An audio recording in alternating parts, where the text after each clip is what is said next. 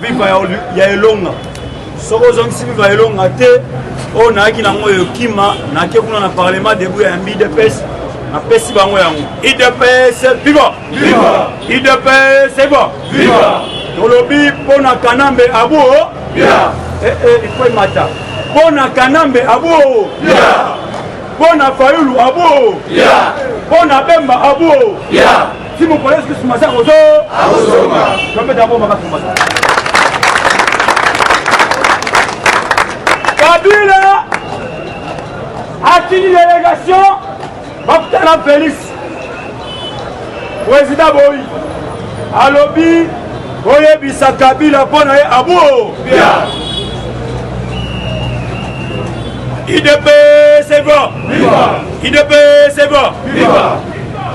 Ya Fatie, comme la bango moto te, Oba Luka ki babo maki pe moto te, Bakoyo kabakoda.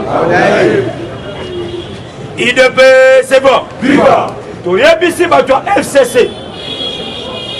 Tangu bakena ina kisantu, to kipaki bango te.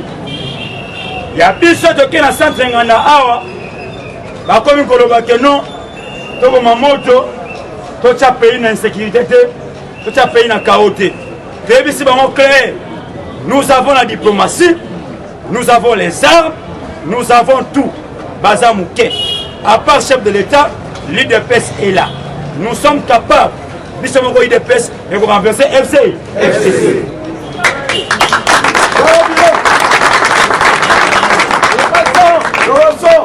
Sans que Félix intervenir.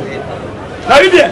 Sans que Félix a intervenu, sans que la communauté internationale a intervenu, l'IDPS est capable de renverser tout le monde.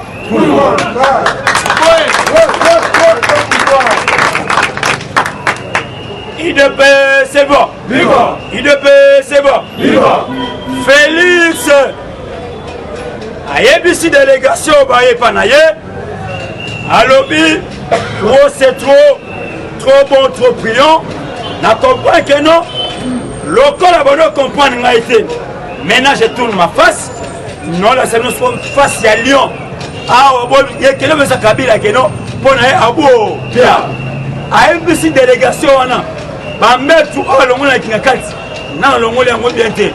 Na bangungi, na balion. A le bango non. IDPS viva. Viva. Bako kanga shadari awate. Bako kanga shadari na justice internationale. Bako kanga. Merci beaucoup. IDP c'est bon. Viva. Bako kanga shadari awate. Bako kanga shadari sur le plan international. Bako kanga Kabila awate. Bako kanga Kabila sur le plan international. Kabila alingaki abima akima. Banani bazos Kabila. Les militaires ont besoin d'une frontière. Balobi, messieurs, nous n'avons reçu aucun ordre sur le plan national et sur le plan international. Au Kobimaté, nous sommes en RD, RDC. Nos moni a une délégation avec Okende, Bokara, président de la République. Maintenant, qu'est-ce qui ne va pas? Insécurité comme la Moboy, Ani avoir un aboloko, comme ça, Mani. À Kobo, qu'on a boloko, t'es ma paix au Sala. Au moment où Sala, c'est qu'on est force commune à Chadari, au moment où on va combattre des pestes de permanence, au moment où Congolais, Yango Moutou Kabila, eux, mais on a bolo. Azobanga posé sa Mike Pompéon, Kobanga te. C'est la Mike Pompéon, Asani Aya. IDP, c'est bon. Viva. IDP, c'est bon. Viva. Félix ayebisi batou clair à lobby population baozelanga. Population baozelanga balé kitoko. Et puis ba investisseurs au bazoya uniquement pour que la société écoute tout consort. Bah même à telle image, il y a grève. Alors mais pourquoi les Congolais ne comprennent pas? Ces Congolais bah que moment de commis et ça moment oyo tozo yeba qui aime la population et qui n'aime pas la population. Les investisseurs arrivent. À la marche au seul président de la République, à ce dossier n'a été. C'est lui qui peut aider gens ici, c'est le chef de l'État. IDP, c'est bon. Chef de tout. Même les Indiens, même les Libanais, ils savent bien que non, il départ au Kenya. Le président AFC Bango Boy. Parce que tous les stocks de Bangoutou. Plus ou moins avant ça. Parce que déjà, dans le monde de Jabari, que non, moi, j'ai la puissance que tous les stocks de les Libanais, il y a des Indiens, au Bosanango, au Vidango, non. Nous, moi, il y a comme une équation. Je vais dire, ah, comment poser la bango? Alors, plutôt, fidèle, pourquoi? Parce que, à Zotine, il y a un investisseur au Bazoya. Mais investisseurs au Bazoya, ce ne sont pas des Indiens, des Libanais, non. Ce sont des Blancs. Un Blanc ne peut pas accepter avant devant un Libanais. IDP, c'est vivant. Vivant. Partir au pouvoir, vivant. Vivant. Peuple congolais, vivant. Vivant. Vivant. Vivant.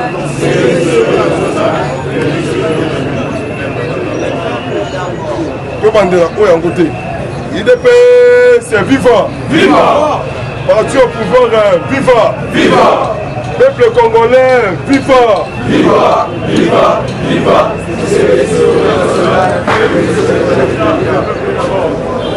Bonjour à tous. Bonjour.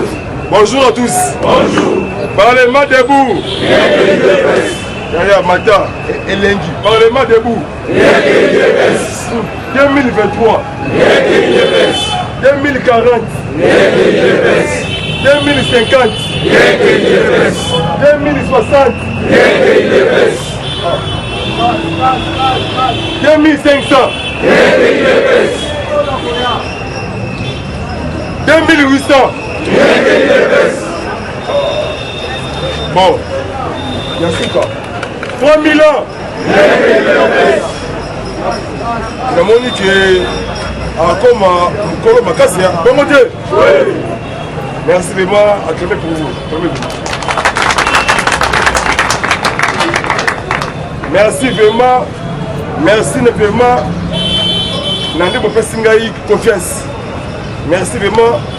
Nzambe apambola bino. Ya liboso avant la banda sango ya mboka comme d'habitude.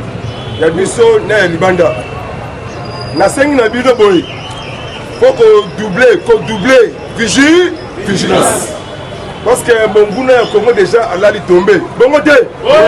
Si comme bakati déjà bakati déjà mutu. Si comme mutu wana sur le place oyo bon côté. Oui. Mais le messie c'est fini namaya. Oh. Fati Beto mystique.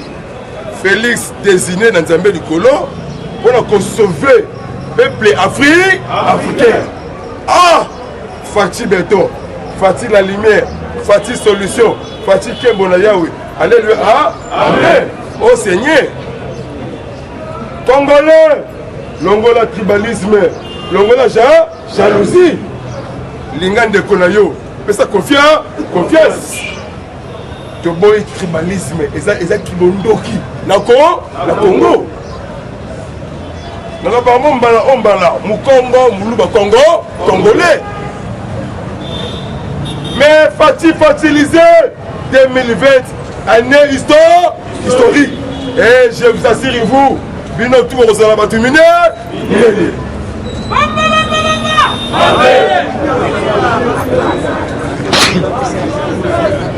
IDP, c'est vivant. Ici, ça va. Mais là-bas, mais le lot Moutoutou, Landa Radio Okapi, Top Congo, aucune déclaration politique. 520 000 gigas. Hein? Maître nageur. Maître nageur. Oh, maître nageur. Maître nageur, c'est qui? C'est qui? Papa, Chama Kabou. Akabou? C'est quoi le lot? Nassimanaye. Hein? C'est quoi votre délégation? Le lot déclaration politique. Papa Nangambu Kuna FCC. Nemi Longwa. Papa, le lot, hein? Le lot. Et bien, parce que l'eau bibabona qui ngoy cassage nanzela bisingo on appelle kuna pela encore bien monsieur zonga awate bongona laissez le parti oye bundi hein na opposition Sambundi Libanga Nambangu IDPS au pouvoir opposition bazolenga bayebi ke IDPS a consommé tim kolo Jésus-Christ asani wana mboka changer banzela pe silu bongo te mais Fachaza mystique IDPS viva Facha signé azo nommé ba mandataire d'entreprise publique sans coalition cash FC papa attendez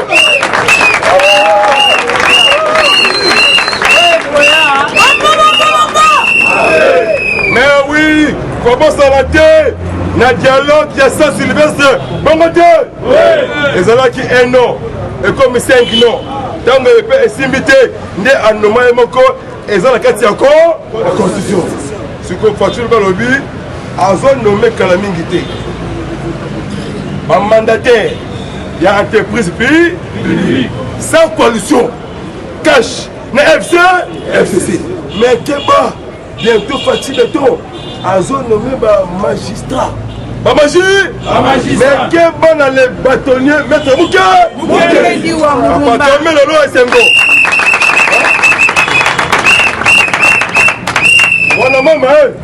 wana mama lobby mutuana oya mandefu lobby atimi délégation kuna na oya Fatipe moyen ayamba mais pourquoi à 500 km Kinga 5 Maris américain abi beto okete tozela yo pourquoi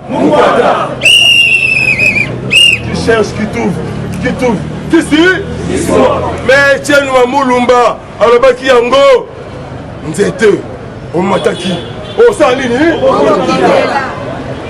bayaki na yo bakosala nini monsieur Pompeo secrétaire d'état américain le 6 au 7 février awa na Kinshasa nzambe yoka pepelo fini système kabiliste au Congo, Kinshasa. Et arrestation les officiers proches.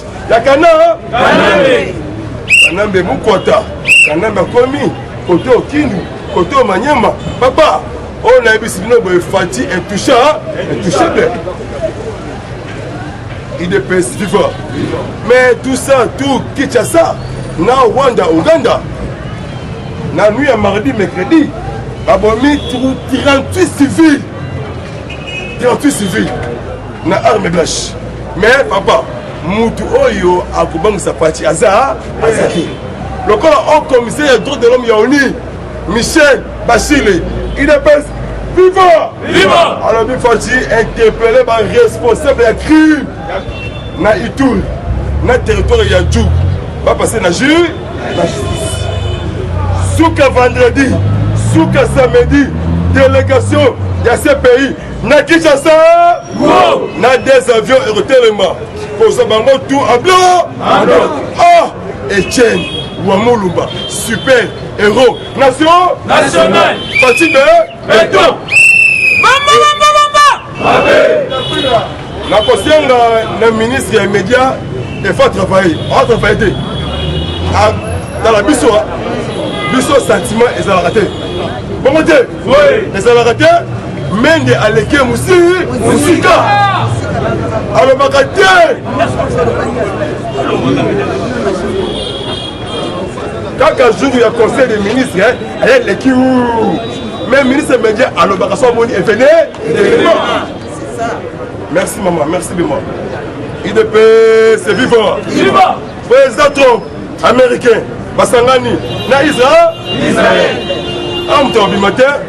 muto abimate parce que Chadari Aleli parce que maman China Kabamba aimé le chef de l'État Chadari ndako apanda kawana ndako komi ndako za l'État na mwasi na bandeko bande masolo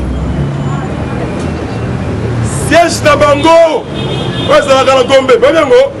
Serge Nabango, sous IDPS, viva! Viva! Ils allaient le Pangouya, société, chemin de fer.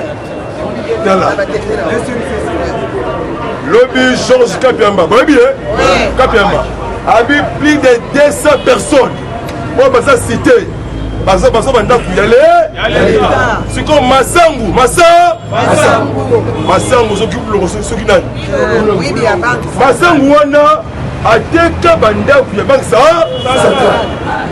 Il peut bientôt audit. Puis, prison. Le lot, on la disait. Vous se révéler pourquoi? Le lot, président Félix, a inauguré le lot. Ceux des moutons, il y a pas. Premier ceux des moutons, c'est les Yangouana. Parce que l'objet n'a pas quoi? Délégation à la présidence. Parce que l'objet n'a pas quoi? Batali Moussala, Bazongi. Mais il y a 5 ans de Binoboui. Qu'on s'est dété na provocation. Kabila est si pour l'air. Pourquoi? Parce que le monde anti-Mobimba, tous les gouvernements du monde, Amérique, Europe, Afrique, en tout cas, fini le système Kabila. Parce que Basali va crier Moko et Salamate, la carte RD, RDC. Baba Kingu Wakumwanza, deuxième événement marche. Lobby. Kingu Baba. Lobby sur le Bashi. Lobby va marcher, Koyembe, la fatigue, un Moko historique, fatigue de Mkonzembo. Yoka Baba, fatigue Kanga Shada. Un individu. Oh, paralyser le pays. Vous allez non? Kokonyangi. Atangate. Papa. Ah! Atangate. Mais langage est changé. Président. Tu coupes la vision. Ah, c'est que vous avez la vision. Il y a une doctrine, c'est RD. RDC. IDPS. Viva. Viva. Mais c'est Pompeo, soyez mon côté. On a 3 généraux. Thomas Salvador, général américain. Bazoana, monsieur William. Ah, on a Congo bientôt. Bon, on a historique. Lobby président Moka. Azala qui a délégation à l'Union européenne. Na Oya. Parce que l'on pour le problème de coopération. RDC, Union européenne. C'est qu'on fatigue bientôt sur la Éthiopie. Na Diza, Beba. Parce qu'il y a encore mon premier vice-président. Il y a Union africaine. C'est qu'en 2021, mon condi, il y a Union africaine. Némi Moulania, a commis Kolela, Tozonga, papa, on a mis Simino Moula. Les lots, c'est la chamar. Avec ta Kassonda. C'est comme Moutnaïa. D'ailleurs, les lots, Kassonda. Moutou a repassé Kassonda. Ngoi Kassa. Ok, na biti ngopila. Pour ça là, Yaya, bana chambu vigilance. Vigilance. Moutou abimate. Bato baza na mbongo ebe. Yango na tieni avis na koto na mboka oyo. Na ba poche là-bas.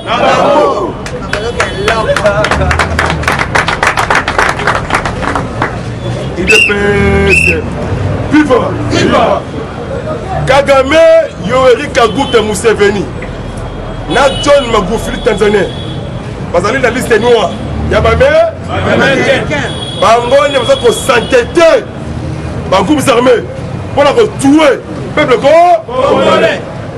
Ce pays perçoit à la carte Congo a fongola masolo oyo tout aza la sanction américaine va traduire na justice international. Parce que lobby Monesco mardi a remplacé le commandant à Sika. Monesco. Comme on a Augusto. Ricardo Augusto. Lobby a sali cérémonie à prise d'armée. Parce que cette semaine, on va renforcer l'armée congolaise. Sambela Makas pour la fatigue béton. Au Sambeli Makas pour la FARDC. Bon, parce que FARDC a tout Oyo. Au Tieto, parce que la 4 est les groupes armés vont déposer ma lutte à des eaux. Dans la Lipamboli et Nzambi. La cabinet à Fati, ma membre du cabinet à Fati, ambassadeur itinérant, comme on a Luc Gérard, vous voyez bien? Merci. En tout cas, il y a un monde qui Yaya. Fantasia Beni, même Nga Miyaki, non, c'est l'appel son marché. Lobby a gagné marché. Il y a 126 millions de dollars américains. Société, Stratéco. Et comme ça là, Namaloukou, Babi est engagé, c'est comme ça la deuxième Kinshasa. Ah ouais, Boye, Boye, Balobi Sélé, Yo Moutou Yachang, contre toi, on dit Orienté, Boye, bon côté, Balobi industrie, Bandakou, école, hôpital, dans la Fati, Fati a compris, c'est moi qui ai quitté, donc Moutoutou, même ma cambia tout finalement. Makam ya bofinga na Congo aburo bien au fin moninga tout finalement OK prix prison bon côté oui. Eshima, votre magazine qui bat au rythme de l'actualité, une réponse à vos besoins en information, un éclairage dans divers domaines, impartial, documenté, instructif. Eshima au cœur de l'info. Retrouvez la nouvelle édition. Exclusivité, défi, vision, Jean-Tini Ngobila au-delà des limites. Gouverneur de la province de Kinshasa, Jean-Tini Ngobila propose 5 axes prioritaires pour relever les défis de Kinshasa. Retrouvez également l'interview de Maître Freddy Bonzeke. Découverte, 59 ans après l'indépendance, la recherche scientifique d'école José Mpanda, l'homme providentiel. Dossier Eshima, alternance historique en RDC, une année après, décryptage. Nation, SNEL. Après les premiers forums sur l'énergie électrique, Jean Bosco Kayombo multiplie des actions de CLA. La RDC, vers une société civile politisée, placer la SONAS en pole position des meilleures entreprises, Lucien Boniemé et Kofo impressionnent en 9 mois. Premier partenaire du développement, le FPI a atteint ses objectifs pour 2019. Retrait des sanctions européennes, Lambert Mende, une réputation lavée. Dissolution de l'Assemblée nationale, les contours constitutionnels. Retrouvez l'intégralité du magazine Eshima dans les kiosques. Eshima Magazine, un nouveau standard d'information.